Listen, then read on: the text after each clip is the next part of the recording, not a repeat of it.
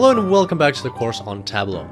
In the previous tutorial, we learned how to combine clusters and trend lines and what powerful insights we can derive from such analysis.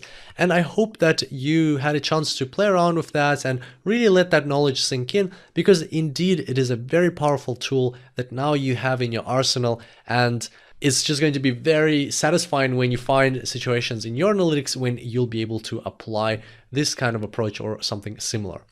And today we're going to talk about saving these clusters. So now I have these clusters. How do I actually save them to perform further analytics with them on other sheets, for example? So if I want to create a new sheet, how do I carry those clusters onto the sheet as well?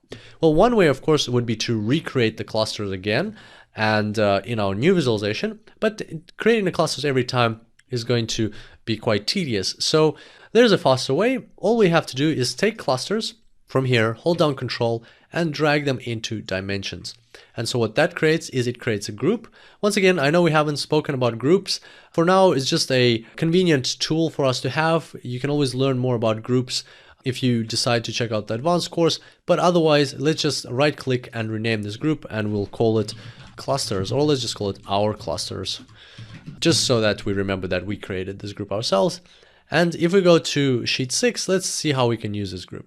Let's say I want to put it into color, and then I want to put it into columns, and now I want to look at the average population per cluster. That'll be interesting, something that we were curious about previously. So let's right click, drag population into label, say average, and maybe let's copy that into the rows. So here you can see right away what the result looks like. Orange cluster indeed has the highest average population, blue has medium, and red has the lowest average population. So that's how quickly we can move our clusters to different sheets. It's a very easy and handy way to save them as groups like that.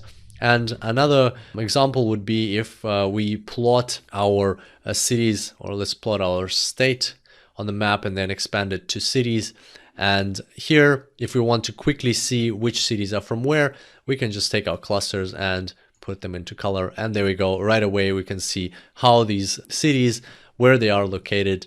And you can see, like, so we can increase the size further, or we can connect the size to something else. For example, we can put revenue on size and add some transparency. And then you can move around the colors. So let's say we can put the red ones on top because we know that they're small. Maybe add a border so that they look nice. So there we go. Now we know how to not only create clusters, but also use them in our analysis and use them across different sheets and different visualizations that we're creating.